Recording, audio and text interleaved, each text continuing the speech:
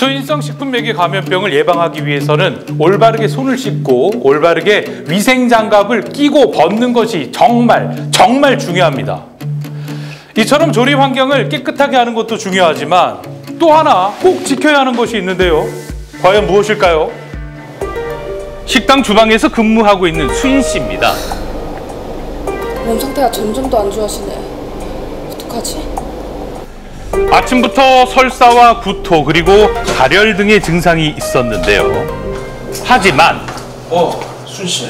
오늘따라 화장실 출입이 잦네. 왜 그래? 괜찮아? 그게 그러니까 지금 바쁘니까 빨리 얼른 준비 좀 해. 지금 주문 들어왔어. 네, 알겠습니다. 어쩔 수 없이 출근한 후에 주방에서 조리 업무를 해야만 했습니다. 수인 씨가 아픈 이유는 무엇일까요? 잘못 먹었어요. 네, 전날 먹은 음식 때문에 수인성 식품매개 감염병에 걸린 상태였습니다. 아이고, 수인 씨가 식중독에 걸린 상태군요. 하지만 일을 해야 하니 출근을 안 할 수도 없고 사장인 중성 씨한테도 아프다는 말을 차마 하지 못하네요. 그런데 여러분 그거 아십니까? 지금 수인 씨의 행동이 절대 해서는 안 되는 행동이란 걸 말입니다. 수인 씨처럼 수인성 식품매개 감염병에 걸린 사람은 주방에서 식품을 취급해서는 안 되거든요.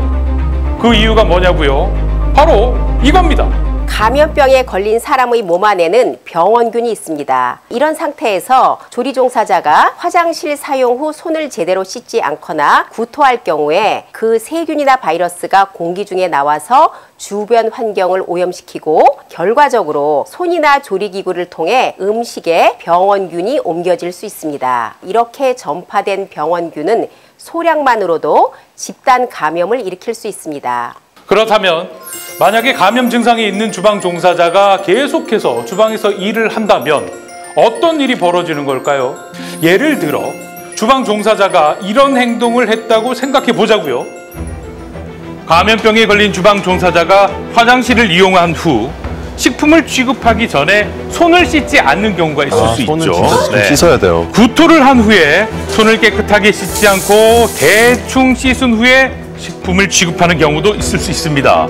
그리고 청소하거나 쓰레기를 처리한 후에 손을 씻지 않고 식품을 취급하는 경우도 생길 수가 있습니다. 그뿐만 아니라 감염병을 예방하는 데 도움을 주는 위생장갑을 재활용하는 등의 행동을 할 수도 있습니다. 이런 경우 감염된 사람이 만든 오염된 음식을 먹게 되는 건 바로 손님이잖아요. 그러면 오염된 음식을 먹은 손님도 수인성 식품매개 감염병에 걸릴 수가 있다는 겁니다.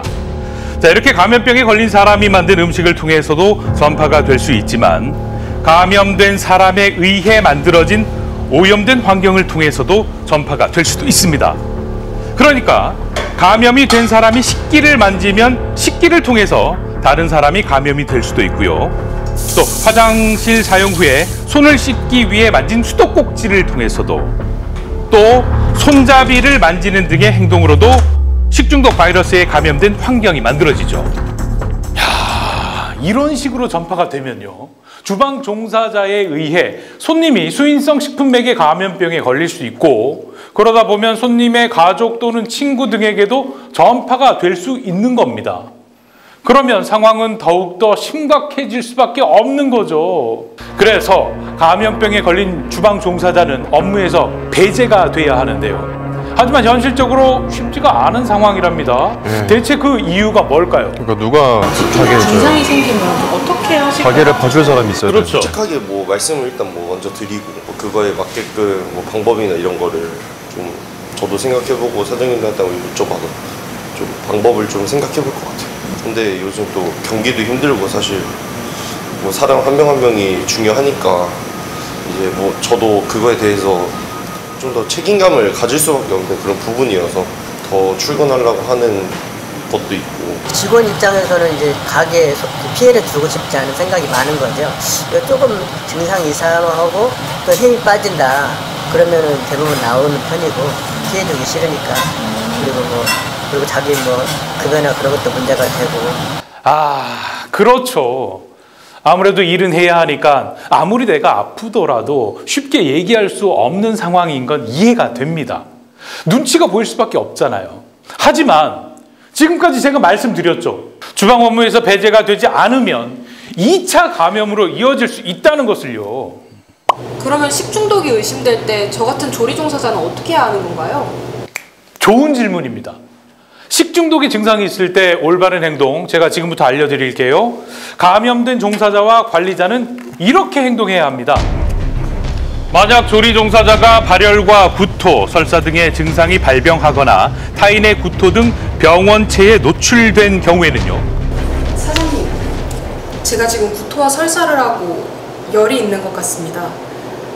아무래도 식중독 증상인 것 같아요. 정확한 워딩이 필요합니다. 곧바로 관리자에게 자신의 몸 상태와 식중독 가능성에 대해서 꼭 알려야만 합니다. 그래? 그러면 주방에 있으면 안 되겠네. 지금 주방에 있으면 위험하니까 빨리 하던 일 멈추고 빨리 나와요. 판단 잘하죠? 되면 좋은데. 이 사실을 듣게 된 관리자는요, 그 즉시 종사자를 식품을 취급하는 업무에서 배제해 주방 출입을 막아야 합니다. 그뿐만이 아닙니다. 저 선아 씨. 네. 그 수인 씨가 식중독 증상이 있는 것 같은데 혹시 선아 씨도 뭐 열나거나 구토, 뭐 설사 이런 증상이 있어? 아니요, 없습니다. 다른 조리 종사자들은 증상이 발병하지 않았는지, 감염된 사람과 접촉이 있었는지도 확인을 꼭 해야 합니다. 그러니까 수인성 식품매개 감염병의 전파를 막기 위한 가장 확실한 방법은 바로 감염된 종사자의 휴식, 그리고 종사자를 바로 업무에서 배제시키는 운영자의 행동입니다. 그리고요. 여보세요? 수인아, 아빠가 식중독에 걸렸다는데 너는 괜찮아? 응? 난 별 이상 없는데? 어제 아빠가 해준 음식 먹었잖아, 우리. 식중독에 걸렸는데 무증상일 수도 있대. 혹시 모르니까 몸 상태 잘 확인해봐. 감염이 됐지만 증상이 없는 경우에도 식중독 전파 가능성은 있거든요. 그래서 감염 가능성이 있는 경우 감염원에 노출된 후 24시간 동안은 증상이 나타나지 않는지 지켜본 후, 만약 증상이 없다면 업무에 복귀해야 합니다. 그리고 관리자도 종사자의 업무 배제 제한을 위해서 미리 준비해야 하는 것들이 있습니다.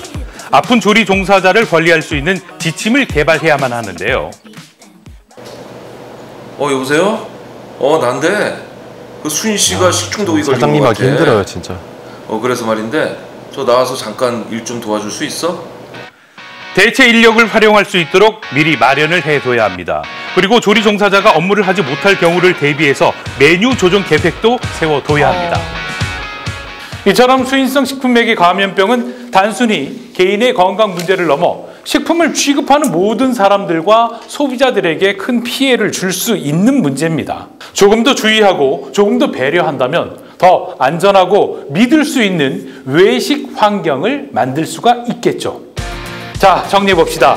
수인성 식품매개 감염병은 연중 발생이 될 수 있기 때문에 항상 주의. 아플 때는 음식 조리에 참여하지 않고 바로 먹는 음식을 취급할 때에는 깨끗한 기구를 이용하거나 위생 장갑을 착용하고 취급해야 합니다. 우리의 안전을 위해 모두가 노력하자고요.